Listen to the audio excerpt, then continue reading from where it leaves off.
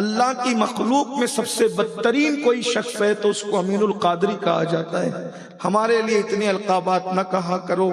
مجھے ڈر لگتا ہے اگر قیامت کے دن اللہ نے مجھ سے پوچھ لیا کہ تو وہ نہیں تھا اور تیرے سامنے مائک پر لوگ تجھے وہ کہتے تھے اور تو چپ رہ کر کے پھولتا تھا اور سنتا تھا، تو میں قیامت کے دن اللہ کو کیا جواب دوں گا؟ بلکہ آج تو میں صرف اتنی بات کہتا ہوں جو ہمارے مرشد حضور مجاہد ملت نے کہا تھا کہ قیامت کے دن جب اللہ میرے گناہوں کی وجہ سے مجھے جہنم میں داخل کرنے کا حکم دے گا تو میں اللہ سے اتنی عرض کر دوں گا، مولا کم سے کم اس پر نظر فرما دے جو تیرے بندے میرے ساتھ حسن ظن رکھتے تھے، ان کے حسن ظن کے صدقے اللہ میری مغفرت کر دے۔ لوگ کہتے ہیں کہ تم لوگ بڑے لوگ ہو، میرے امام کے امام، ہمارے اماموں کے امام، ہمارے مرشدوں کے مرشد سیدنا امام جعفر صادق جب ان سے کوئی مصافحہ کرتا تو امام جعفر صادق اس کا ہاتھ پکڑ لیتے اور ہاتھ پکڑ کے کہتے، بول اگر قیامت کے دن اللہ نے تیری مغفرت کر دی تو تو قیامت کے دن میری سفارش کر کے مجھے بخشوائے گا؟ لوگ کہتے آپ تو سید ہیں،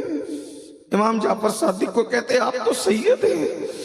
اور لوگوں کا ہاتھ پکڑ کر کہتے بول قیامت میں تیری بخشش ہوگی تو تو میری سفارش کرے گا اللہ کی بارگاہ میں اور اللہ سے مجھے بخشوائے گا، اور اگر میری مغفرت ہو گئی تو میں تجھ سے وعدہ کرتا ہوں کہ میں تجھے بخشوا لوں گا۔ تو لوگ کہتے تو آپ تو سید ہیں، آپ تو آل رسول ہیں، آپ کہتے یہی تو رونا ہے کہ ہم سید ہیں کہ قیامت میں ہم اپنے نانا کو منہ کیا دکھائیں؟ نانا کہیں گے میری نسبت پہ تو ہاتھ چھپواتا تھا، نذرانے وصول کرتا تھا،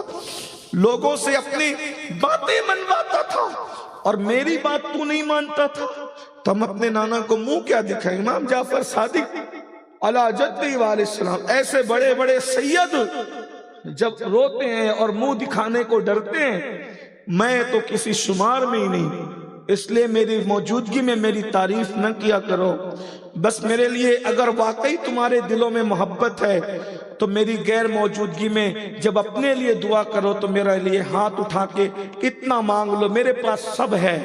بس اتنا مانگ لو کہ امین القادری کا خاتمہ ایمان پر مدینہ منورہ میں ہو جائے، بس۔